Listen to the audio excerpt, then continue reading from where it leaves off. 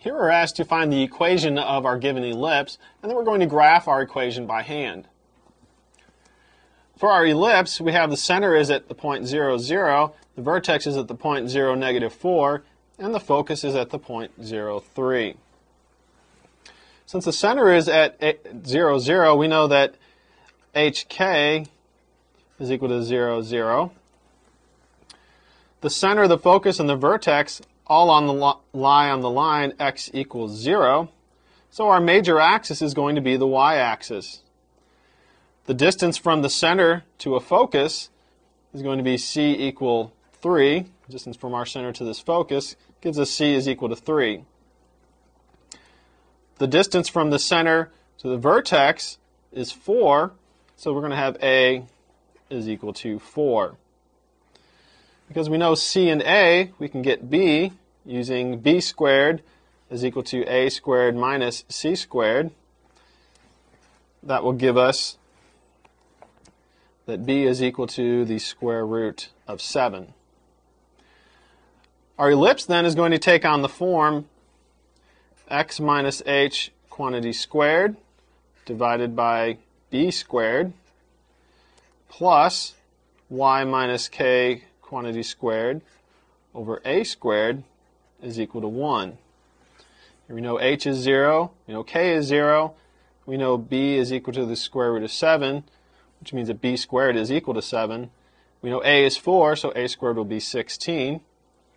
Therefore, our equation is going to be x squared over 7 plus y squared over 16 is equal to 1. To graph the equation, we're going to use the fact that our center is at 0, 0. The major axis is the y-axis, so the vertices are going to be a equal to 4 units above and below the center. Therefore, we'll get our vertices, say v1 is going to be 0, 4. And our second vertex will be at the point 0, negative 4. Since the center is at 0, 0, we'll go up and down 4 units.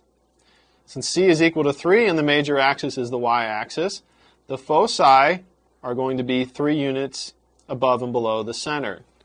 That gives us one focus at the point 0, 3, 3 units above, and our second focus is going to be at the point 0, negative 3. That's 3 units below the center. Then finally, we can use the value of b. Since b is the square root of 7, we can get 2 points that are to the left and right of the center. So 2 more points on the graph will be negative square root of 7, comma 0, and the square root of 7, comma 0. These would be 2 points that are on our minor axis. So we put all this information together, our center, our vertices, our foci, and the 2 additional points. We can go ahead and get the graph of our ellipse. It'll look like this. So here we have our center plotted, we have our 2 vertices plotted, our 2 foci, and then we have the 2 additional points here. Notice our major axis is the y-axis.